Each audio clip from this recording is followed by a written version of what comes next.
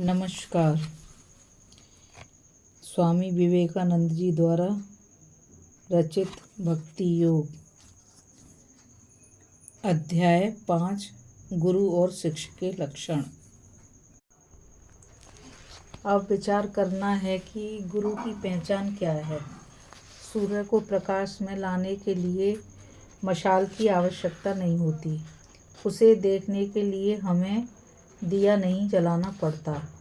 जब सूर्योदय होता है तो हम अपने आप जान जाते हैं कि सूरज उगाया।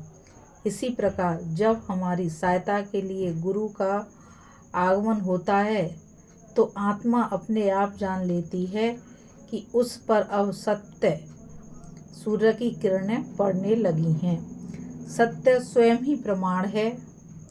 उसे प्रमाणित करने के लिए किसी दूसरी ही साक्षी की आवश्यकता नहीं। वह स्वप्रकाश है। वह हमारी प्रकृति के अंत स्थल तक प्रवेश कर जाता है और उसके समक्ष सारी दुनिया उठ खड़ी होती है और कहती है, यही सत्य है।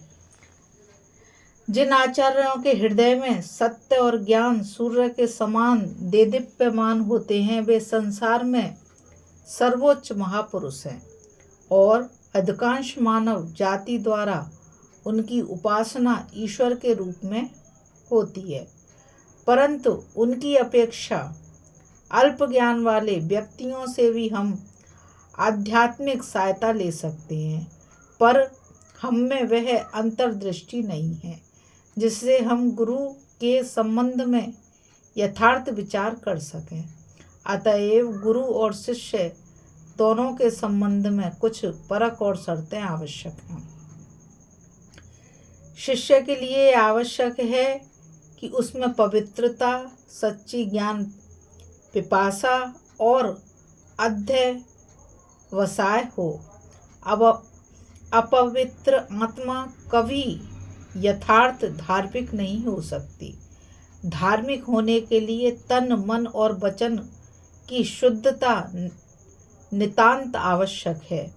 रही ज्ञान पिपासा की बात, तो इस संबंध में यह एक सनातन सत्य है कि जाकर जा पर सत्य स्नेहु, सोते ही मिले न कछु संदेहु। हम जो चाहते हैं वही पाते हैं। जिस वस्तु की हम अंतकरण में चाह नहीं करते वह हमें प्राप्त नहीं होती है। धर्म के लिए सच्ची व्याकुलता होना बड़ी कठिन बात है। वह उतना सरल नहीं है जितना हम बहुधा अनुमान करते हैं। धर्म संबंधी बात सुनना, धार्मिक पुस्तकें पढ़ना, केवल इतने से ही यह ना सोच लेना चाहिए कि हृदय में सच्ची पिपासा है। उसके लिए तो हमें अपने पाश्विक प्रकृति के साथ निरंतर जूझते रहना होगा, सतत युद्ध करना होगा और उसे अपने वश में लाने के लिए अविराम प्रयत्न करना होगा। कब तक?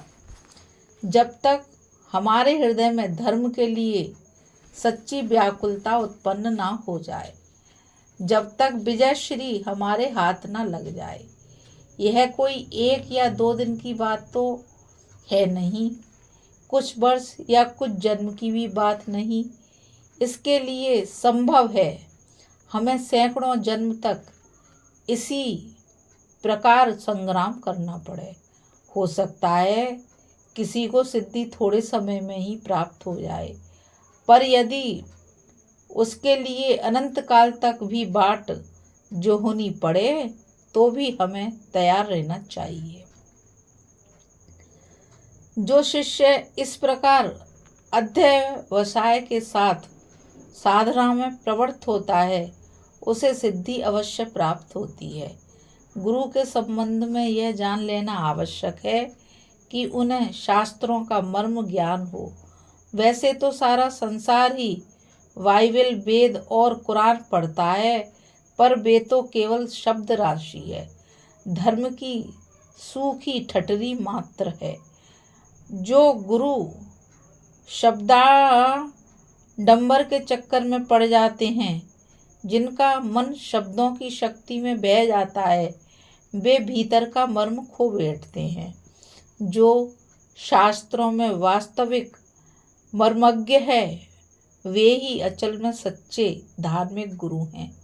शास्त्रों का शब्दजाल एक सघन वन के सदृश है जिसमें मनुष्य का मन भटक जाता है और रास्ता ढूंढे भी नहीं मिल पाता।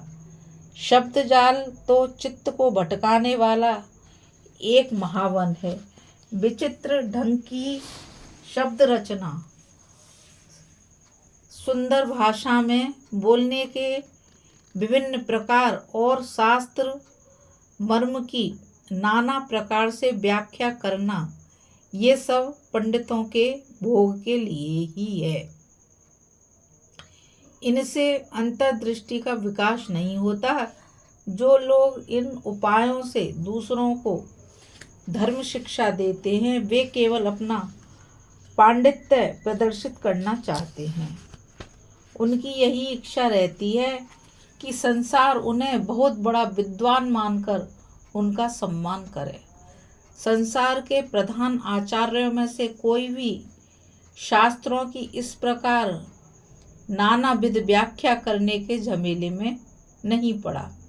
यद्यपि उन्होंने श्लोकों के अर्थ में खींचातानी नहीं की, वे शब्दार्थ और धातर्थ के फेर में नहीं पड़े, फिर भी उन्होंने संसार को बड़ी सुंदर शिक्षा दी।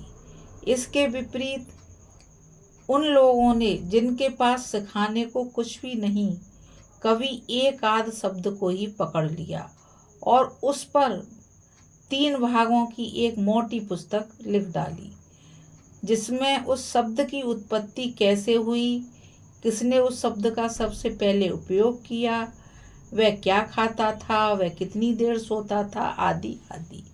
इसी प्रकार की सब निरर्थक बातें भरी हैं।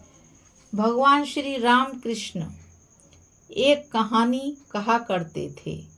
एक बार 2 आदमी किसी बगीचे में घूमने गए।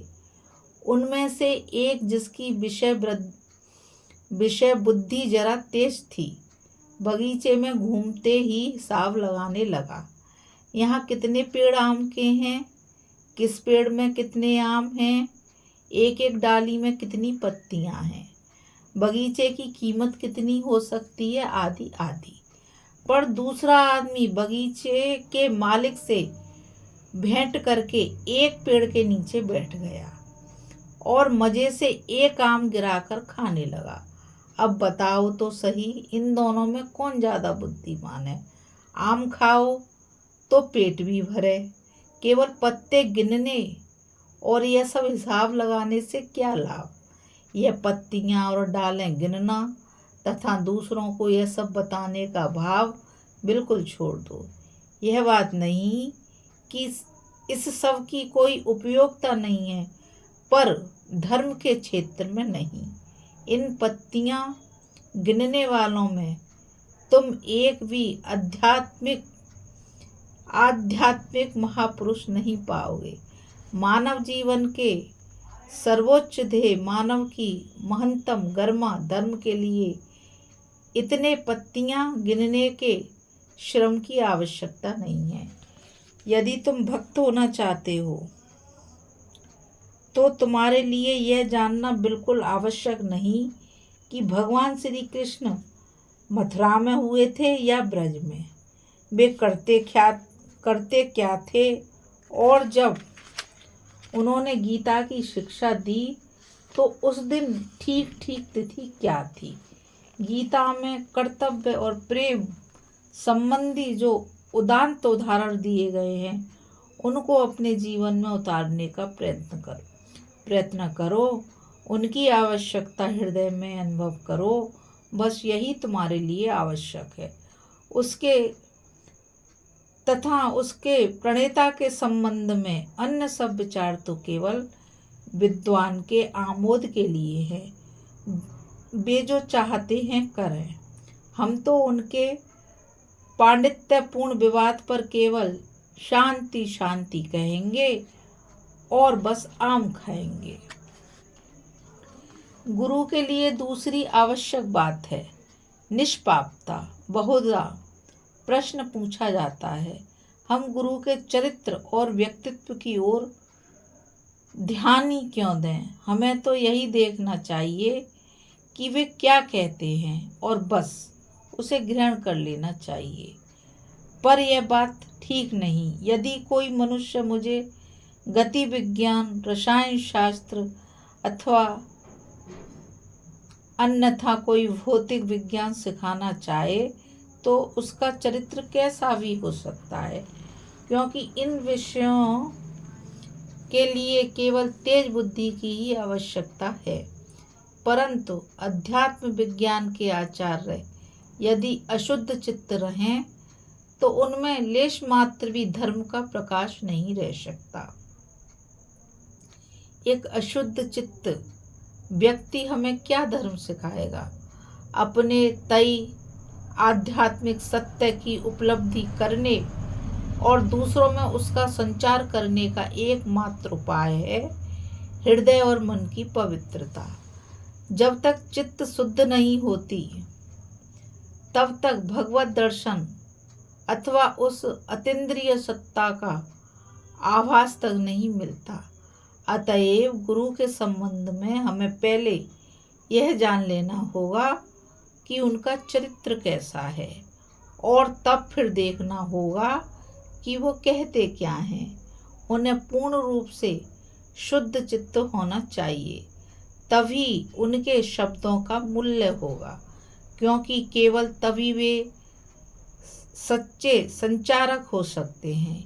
यदि स्वयं उनमें आध्यात्मिक शक्ति ना हो तो वे संचार ही क्या करेंगे? उनके मन में आध्यात्मिकता का इतना प्रबल स्पंदन होना चाहिए जिससे वे सहज रूप से शिष्य के मन में संचारित हो जाए। वास्तव में गुरु का काम यह है कि वे शिष्य में आध्यात्मिक शक्ति का संचार कर दे, ना कि शिष्य की बुद्धि, वृत्ति अथवा अन्य किसी शक्ति को उत्तेजित मात्र करे। यह स्पष्ट अनुभव किया जा सकता है कि गुरु से शिष्य में सचमुच एक शक्ति आ रही है, अतः गुरु का शुद्ध चित्त होना आवश्यक है। गुरु के लिए तीसरी आवश्यक बात है उद्देश्य। गुरु को धन, नाम या यश संबंधी स्वार्थ सिद्धि के हेतु धर्म शिक्षा नहीं देनी चाहिए। उनके कार्य तो सारी मानव जाति के प्रति विशुद्ध प्रेम से ही प्रेरित हो। आध्यात्मिक शक्ति का संचार केवल शुद्ध प्रेम के माध्यम से ही हो सकता है। किसी प्रकार का स्वार्थपूर्ण भाव जैसे कि लाभ अथवा यश की इच्छा तुरंत ही इस प्रेम रूपी माध्यम को नष्ट कर देगा। भगवान प्रेम स्वरूप हैं और जिन्होंने इस तत्व की उपलब्धि कर ली है वे ही मनुष्य को शुद्ध होने और ईश्वर को जानने की शिक्षा दे सकते हैं। जब देखो कि तुम्हारे गुरु में ये सब लक्षण विद्यमान हैं तो फिर तुम्हें कोई आशंका नहीं, अन्यथा उनसे शिक्षा ग्रहण करना ठीक नहीं, क्योंकि तब साधु भाव संचारित होने के बदले असाधु भाव के संचारित हो जाने का बड़ा भय रहता है। अतः इस प्रकार खतरे से हमें सब प्रकार से बचना चाहिए। केवल वही जो शास्त्रज्ञ, निष्पाप, काम गंधहीन और श्रेष्ठ ब्रह्मविद है सच्चा गुरु है। जो कुछ कहा गया उससे यह सहज ही मालूम हो जाएगा कि धर्म में अनुराग लाने के लिए, धर्म की बातें समझने के लिए और उन्हें अपने जीवन में उतारने के लिए उपयोगी शिक्षा हम यहाँ वहाँ किसी भी ऐरे गहरे से नहीं प्राप्त कर सकते।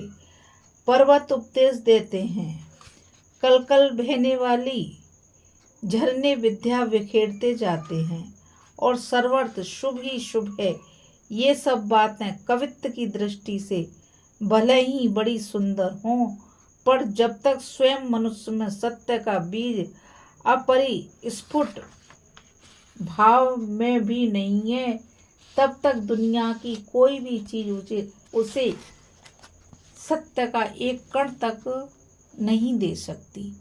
पर्वत और झरने किसे उपदेश देते हैं?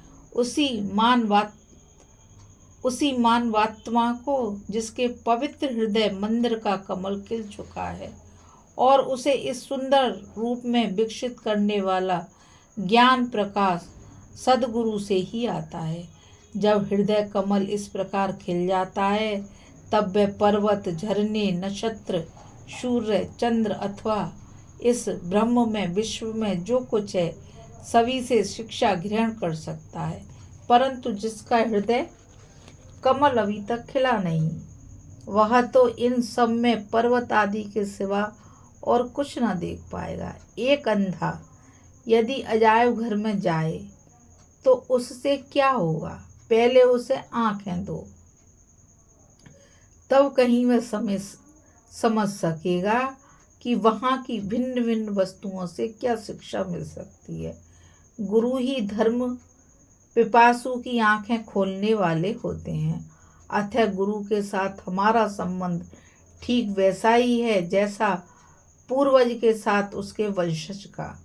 गुरु के प्रति विश्वास, नम्रता, विनय और श्रद्धा के बिना हम में धर्म भाव पनप ही नहीं सकता। और यह एक महत्वपूर्ण बात है कि जिन देशों में गुरु और शिष्य में इस प्रकार का संबंध विद्यमान है, केवल वही असाधारण आध्यात्मिक पुरुष उत्पन्न हुए हैं, और जिन देशों में इस प्रकार के गुरु शिष्य संबंध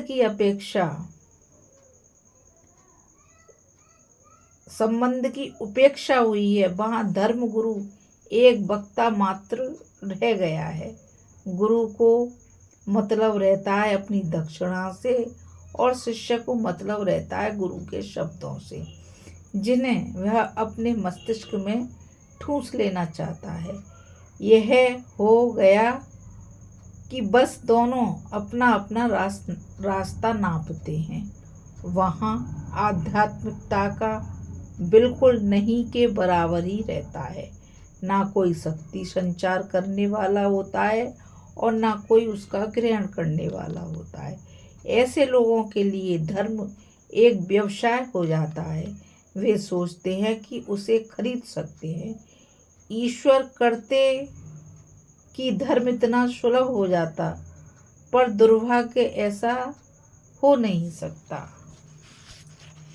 धर्म ही सर्वोच्च ज्ञान है, वही सर्वोच्च विद्या है।